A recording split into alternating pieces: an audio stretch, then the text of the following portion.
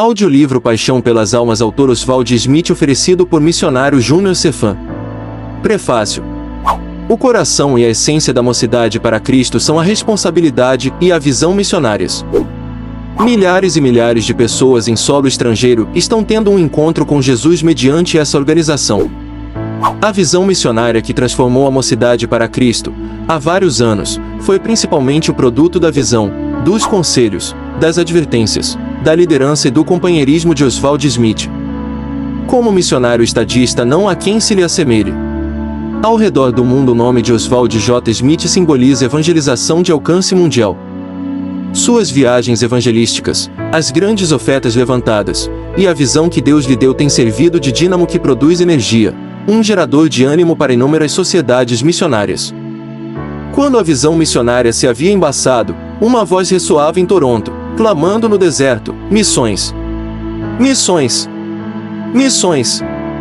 E evangélicos de todo o continente norte-americano começaram a despertar uma vez mais para a sua responsabilidade em relação aos pagãos. Os sermões impressionantes de Oswald J. Smith foram usados por Deus para ajudar a levantar milhões de dólares para as missões. Como missionário, ele exemplifica a paixão pelas almas. Como evangelista, ele foi impulsionado por essa paixão santa. Sua mensagem enérgica e poderosa, sua clara e concisa exposição do Evangelho, a habilidade que lhe foi dada por Deus para fazer um apelo, tudo tem comprovado, perante centenas e centenas de palanques e de altares, que Smith foi generosamente agraciado com o dom do evangelismo. Suas campanhas na Austrália, na Irlanda, na Jamaica e na África do Sul, jamais serão esquecidas. Na América do Sul, onde pregou para auditórios de 25 mil pessoas, muitas outras não puderam entrar, 4.500 pessoas se decidiram por Cristo pela primeira vez. Encontrei-me com ministros cujas vidas e trabalho foram transformados. Por certo, o Senhor se utilizou dele de uma maneira sem par, tremenda, a fim de comover os corações dos crentes como não haviam sido comovidos, talvez, durante toda a história da Igreja Evangélica. Como evangelista, ele exemplifica a paixão pelas almas. Smith, como pastor bem-sucedido, assim proclama o grandioso ministério da Igreja dos Povos ao mundo inteiro. O coração e a essência da grande Igreja dos Povos, em Toronto, são o evangelismo e as missões. Poucos pastores têm tido um pastorado tão longo e frutífero como o de Oswald J. Smith. Tenho pregado na Igreja dos Povos em diversas ocasiões, e cada vez tenho me admirado de encontrá-la repleta, ao máximo de sua capacidade. Somente os registros do céu sabem quantas almas se ajoelharam ao altar da Igreja dos Povos, encontrando-se com Cristo. Como pastor, ele exemplifica a paixão por almas. Como autor, os seus livros e folhetos têm sido traduzidos para inúmeras línguas. É impossível que alguém leia uma página de qualquer de seus muitos livros, sem perceber a intensidade de seu amor às almas e sentir sua influência. A caneta de Smith nada perde em entusiasmo, poder e desafio. Seus livros têm sido usados pelo Espírito Santo para gravar algo precioso, como ferro em brasa, nos recessos de minha própria alma, e têm exercido uma extraordinária influência sobre minha vida e meu ministério. Como autor, Smith exemplifica a paixão por almas. Como poeta e compositor de hinos, os seus cânticos são apreciados e cantados ao redor da terra. Quem pode ouvir aquele grande hino, Então Veio Jesus, ou aquele outro, Deus Compreende, ou ainda a glória da sua presença, ou o cântico da alma libertada, sem sentir a paixão desse homem pelas almas? Em inúmeras reuniões tenho visto os corações dos presentes se comoverem e se quebrantarem pelo cântico desses hinos. Seu hino mais bem conhecido, Salvo, tem servido de testemunho para grandes multidões. Como compositor de hinos, ele exemplifica a paixão pelas almas. Como homem, sua total consagração à causa de nosso Senhor Jesus Cristo e ao avanço de seu reino injetaram nova esperança, coragem e inspiração a milhares de jovens pregadores. Sua piedosa vida de oração e sua vida cristã, cheia do Espírito, foram uma bênção para multidões. Ninguém podia ficar em sua presença por 5 minutos sem receber o calor das chamas da sua alma. Como homem, ele exemplifica a paixão pelas almas. Parece que apenas uma vez em cada geração Deus ergue um homem com tantos dons e talentos. A paixão impulsionadora da vida desse homem sobreviverá através das gerações vindouras, caso Cristo ainda se demore. Certamente nenhum homem dos nossos dias esteve mais qualificado para escrever acerca da paixão pelas almas. Ao ser relançado em público este livro, a nossa oração sincera é que outras pessoas sejam igualmente inspiradas por tão grande responsabilidade e visão, e por uma paixão tão fervorosa. Billy Graham. Introdução. O livro do Dr. Smith, Paixão pelas Almas, que alguém poderia chamar de opúsculo, é o apelo mais poderoso em prol do reavivamento espiritual que já tive oportunidade de ler. Verdadeiramente o Espírito de Deus guiou o Dr. Smith na redação desse livro. Posso pronunciar meu mais caloroso amém à ênfase que ele dá à necessidade de um reavivamento dirigido pelo Espírito Santo. O que vi do reavivamento na Coreia e na China está de pleno acordo com o reavivamento proposto neste livro. É oportuníssimo que o Dr. Smith chame a nossa atenção para o esforço humano e para o método humano no reavivamento espiritual moderno. Se todos tivéssemos fé para esperar que Deus, em oração intensamente confiante, haveria genuíno reavivamento criado pelo Espírito Santo, e o Deus vivo receberia toda a glória. Na Manchúria e na China, quando nada mais fazíamos além de pregar o Evangelho e dirigir o povo em oração, mantendo-nos sempre fora do foco das atenções, vimos as mais extraordinárias manifestações de poder divino. Fosse um milionário, poria nas mãos de cada lar cristão, em nosso continente e no exterior, um exemplar do livro Paixão por Almas. Depois ficaria esperando, com plena confiança, um reavivamento que sacudiria finalmente o mundo todo. Capítulo 1. O derramamento do Espírito. Aconteceu em 1904. O país de Gales estava em chamas. A nação se afastara muito de Deus. As condições espirituais eram realmente ruins. A frequência às igrejas atingira um nível baixíssimo. E o pecado se alastrava por todos os lados. De súbito, como um furacão inesperado, o Espírito de Deus soprou vigorosamente à terra. As igrejas tornaram-se apinhadas de novo, de tal modo que multidões ficavam impossibilitadas de entrar. As reuniões perduravam das 10 da manhã até a meia-noite. 3 cultos completos eram realizados todos os dias. Evan Roberts foi o instrumento humano usado, mas havia pouquíssima pregação. Os cânticos, os testemunhos e a oração eram as características preeminentes. Não havia enários, os hinos haviam sido aprendidos na infância. Tampouco havia corais, pois todos participavam dos cânticos. Nem havia coletas, avisos, anúncios, e nenhum tipo de propaganda. Nunca antes acontecerá algo semelhante no país de Gales, com resultados tão extensos e duradouros. Os incrédulos se convertiam, os beberrões, gatunos e jogadores profissionais eram salvos, e milhares voltavam a ser cidadãos respeitáveis. Confissões de pecados horrendos se faziam ouvir por toda parte, dívidas antigas eram saudadas. Os teatros foram obrigados a fechar as portas, por falta de espectadores. As mulas das minas de carvão se recusavam a trabalhar, tão desacostumadas estavam com o tratamento humano delicado. Em 5 semanas, 20.000 pessoas se uniram às igrejas. No ano de 1835, Tito Coan desembarcou num certo ponto do cinturão de praias das ilhas do Havaí. Em sua primeira viagem evangelística, multidões se juntaram a fim de ouvi-lo. Apertavam-no de tal maneira que quase não lhe sobrava tempo para comer. Em certa ocasião pregou 3 vezes, antes de ter a oportunidade de tomar sua primeira refeição matinal. Ele sentia que Deus estava operando extraordinariamente. Em 1837 romperam as chamas até então adormecidas. Os auditórios de Coan passaram a ser quase que a população inteira. Estava ministrando para 15.000 pessoas. Sendo-lhe impossível atender a todos, as pessoas vinham até ele, e estabeleceu-se ali uma igreja ao ar livre que durou 2 anos. Não havia uma única hora, de dia ou de noite, em que não houvesse um culto a que não comparecessem de 2.000 a 6.000 pessoas, convocadas ao toque de um sino. Havia tremor, choro, soluços e clamor em alta voz, pedindo misericórdia. Às vezes o barulho do povo era tal que nem se conseguia ouvir o pregador. Centenas de ouvintes caíam desfalecidos. Algumas pessoas clamavam: "A espada de 2 gumes está me cortando em pedaços."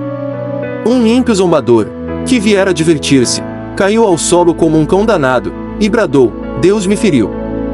Noutra oportunidade, estando Coan pregando ao ar livre, para 2.000 pessoas, Um homem clamou: "Que devo fazer para me salvar?" E orou a exemplo do publicano, enquanto a congregação inteira se pôs a implorar misericórdia. Durante meia hora o Sr. Coan não pôde continuar seu sermão, mas teve que ficar calado, observando a operação de Deus. Contendas foram solucionadas, bêbados foram recuperados, adúlteros se arrependeram, e homicidas confessaram seus crimes e se converteram, tendo sido perdoados. Ladrões devolveram os bens que haviam furtado. Muitas pessoas abandonaram seus pecados de uma vida inteira. Em um ano, 5.244 pessoas se uniram à igreja. 2.400 crentes se assentaram à mesa do Senhor, os quais antes eram pecadores do tipo mais horrendo, e agora transformados em santos de Deus. Quando o Sr. Coan partiu, ele mesmo acolhera e batizara 11.960 pessoas. Na pequena aldeia de Adams, do outro lado da fronteira com os Estados Unidos, em 1821, um jovem advogado dirigiu-se a um local retirado nos bosques, a fim de orar. Deus veio ali ao seu encontro, ele se converteu admiravelmente ao Senhor, e pouco depois foi cheio do Espírito Santo. Esse homem se chamava Charles J. Finney. O povo ouviu falar desse caso, interessou-se profundamente e, como que por consenso, todos se reuniram num salão de cultos, à noite. Finney esteve presente. O Espírito de Deus desceu sobre eles com extraordinário poder convincente e assim teve início um reavivamento. Daí se foi propagando pela região circunvizinha, até que, finalmente, quase que a totalidade da região leste dos Estados Unidos foi tomada por um poderoso reavivamento. Onde quer que o Sr. Finney pregasse, derramava-se o Espírito Santo. Com frequência Deus ia adiante dele, de forma que, ao chegar aos lugarejos, ele já encontrava o povo clamando por misericórdia. Algumas vezes a convicção de pecados era tão grande, causando lamentos tão terríveis de angústia, que Finney tinha que interromper seu sermão por alguns momentos, até que o barulho diminuísse. Ministros, ora, veja só, e membros de igrejas se convertiam. Os pecadores eram ganhos para Cristo aos milhares. E durante anos a poderosa obra da graça teve prosseguimento. Os homens nunca tinham visto algo parecido em suas vidas. Eu quis trazer à memória do leitor esses 3 acontecimentos históricos sobre o derramamento do Espírito Santo. Centenas de outras ocorrências poderiam ser citadas. Estas, todavia, bastam como exemplo. Do que eu quero dizer? É justamente disso que precisamos hoje em dia, mais do que qualquer outra coisa. Lembro-me de que derramamentos semelhantes aconteceram na China, na Índia, na Coreia, na África, na Inglaterra, no país de Gales, nos Estados Unidos, nas ilhas do Pacífico, e em muitos outros lugares no mundo inteiro. E no Canadá, o nosso país, nossa pátria tão querida. Em toda a nossa história nunca experimentamos um reavivamento nacional. O meu coração clama a Deus, rogando-lhe uma manifestação do seu poder. Será que precisamos de um reavivamento assim? Ouça! Quantas das nossas congregações estão semivazias, com metade de seus bancos desocupados, domingo após domingo? Quão numerosa é a multidão de pessoas que jamais entrou na casa de Deus? Quantas igrejas têm culto de oração, no meio da semana, frutíferos e prósperos, cheios de crentes? Onde está a fome das coisas espirituais? E as missões às terras além-mar, nas trevas pagãs que estamos fazendo pelas missões? Porventura a existência de multidões que perecem suscita em nós algum interesse amoroso? Será que fomos dominados pelo egoísmo? E que se pode dizer sobre as tremendas riquezas com que Deus nos tem abençoado? Consideremos os Estados Unidos, por exemplo, a nação mais próspera do mundo, cujas riquezas, em sua maior parte, se acham concentradas nas mãos de crentes professos. Saiba que os Estados Unidos gastam mais, por ano, em goma de mascar do que no custeio de missões. Quantos crentes estão devolvendo a Deus ao menos os dízimos, a 10ª parte daquilo que Ele lhes dá? Agora, pensemos em nossas universidades e seminários, tanto em nosso país como nos campos missionários, onde se ensina a alta crítica, ou o modernismo teológico. O ensino nesses lugares é que Jesus nunca realizou um único milagre, nunca ressuscitou dentre os mortos, não nasceu de uma virgem, não morreu em nosso lugar e não voltará para arrebatar sua igreja. Quantos crentes professos estão vivendo a vida de Cristo diante dos homens? Quão parecidos com o mundo os crentes estão se tornando? Quão pouca oposição sofre o crente? Onde estão as perseguições lançadas contra a igreja primitiva? Como é fácil ser cristão hoje? E que diremos do ministério evangélico? Os ministros procuram persuadir, converter e salvar por intermédio de sua mensagem. Quantas almas são conquistadas pela pregação da palavra? Ah, meu amigo, estamos sobrecarregados com incontáveis atividades eclesiásticas, enquanto o verdadeiro trabalho da igreja, que é evangelizar o mundo e ganhar os perdidos para Cristo, está quase inteiramente negligenciado. Onde está a convicção de pecado que antes percebíamos? Perdeu-se no passado. Consideremos uma das reuniões dirigidas por Charles Finney. Ah, se pudéssemos repeti-las em nossos dias. Ele nos relata sobre certa ocasião em que dirigia reuniões em Antuérpia, quando um senhor idoso o convidou para ir pregar numa escolinha da vizinhança. Quando Finney chegou, o salão estava tão repleto que quase não pôde encontrar um lugar para ficar de pé, ao lado da porta. Finney falou por muito tempo. Começou impressionando os ouvintes como o fato que faziam parte de uma comunidade ímpia, pois não havia cultos evangélicos naquele bairro.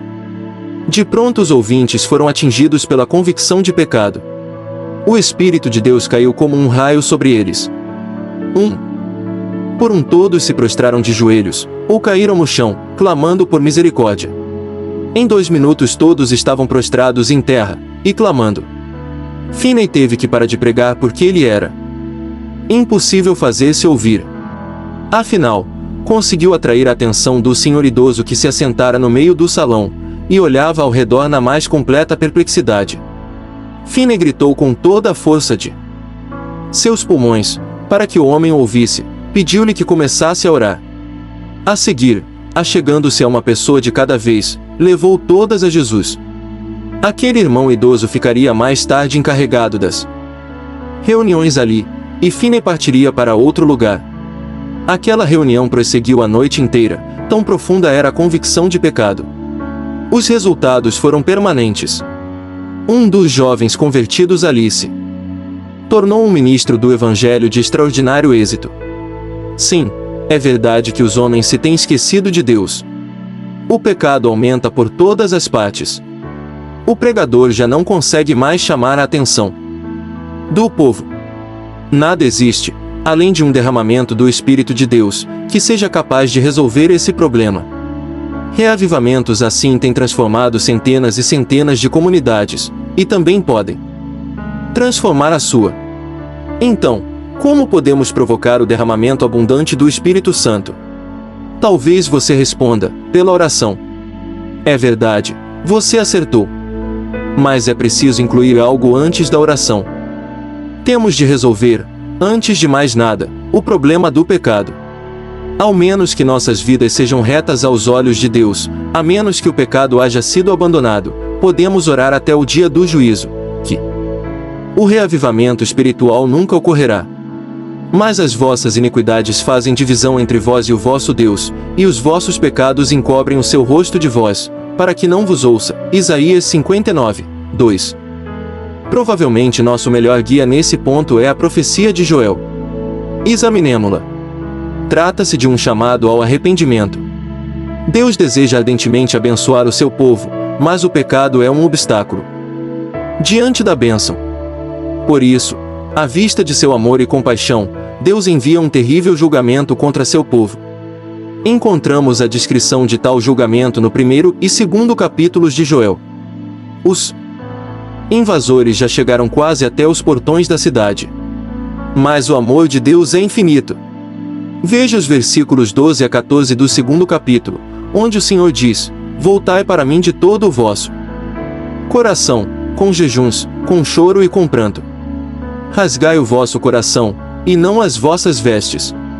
Voltai para o Senhor vosso Deus, porque Ele é misericordioso e compassivo, e tardio em irar-se, e grande em amor, e se arrepende do mal. Muito bem, meu prezado amigo, não sei qual é o seu pecado. Só você e Deus o conhecem bem.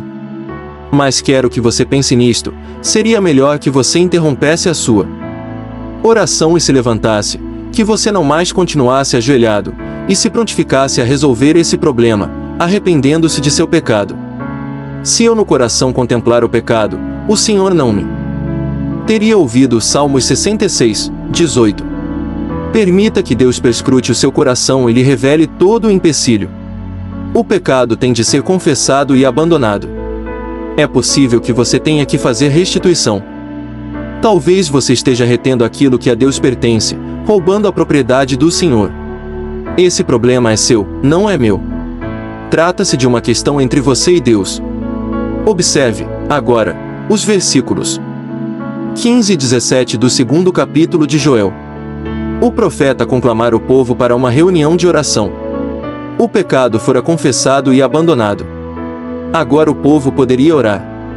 Cabia ao povo implorar a Deus, no próprio nome de Deus, a fim de que as nações não viessem a indagar: onde está o seu Deus?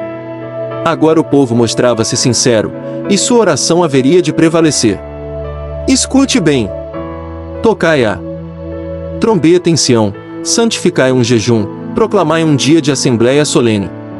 Congregai o povo, santificai a congregação, ajuntai os anciãos, congregai os filhinhos, e os que mamam. Saia o noivo da sua recâmara, e a noiva do seu tálamo. Chorem os sacerdotes, ministros do Senhor, entre o alpendre e o altar, e digam: poupa o teu povo, ó Senhor, e não entregues a tua herança ao opróbrio, para que as nações façam escárnio dele. Porque diriam entre os povos: onde está o seu Deus? Ah, meu irmão, você está orando. Você implora a Deus em favor de sua cidade. Você o procura noite e dia, visando o derramamento do seu espírito. Pois está de fato a hora de orar. Somos informados acerca de uma época, no trabalho de Finney, em que o avivamento esfriou.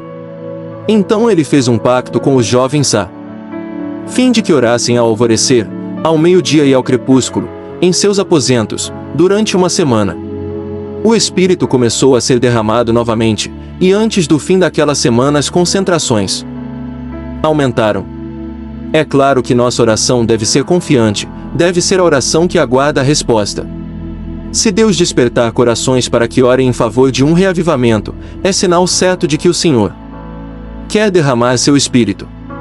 E Deus é sempre fiel à sua palavra. Farei descer a chuva a seu tempo, chuvas de bênção serão. Ezequiel 34, 26. As suas promessas nunca falham. Temos fé. Esperamos um despertamento espiritual. Então é isso, meu irmão, a dificuldade não está no lado de Deus, mas está aqui mesmo, conosco. Deus está disposto a socorrer-nos, esperando por muito tempo.